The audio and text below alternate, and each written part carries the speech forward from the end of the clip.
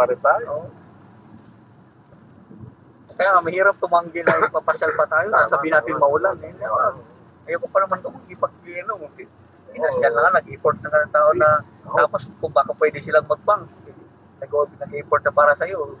Ipasyal pa kayo. Yun.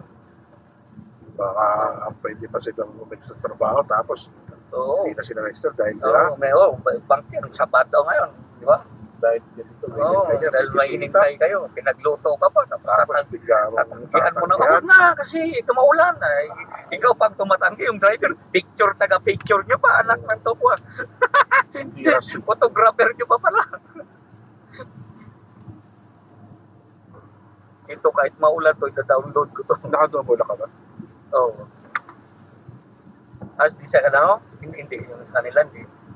Pag nabukas yan, bubukas ka agad doon. Hindi, yung nakalak lang. Nalak o lock yan.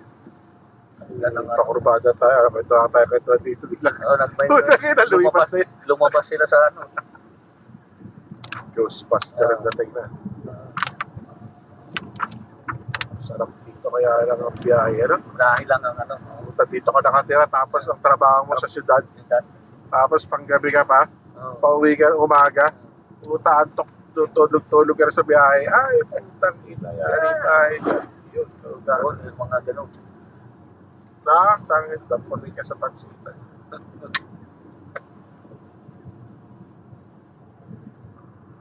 Oh, parang ano talaga ito yun.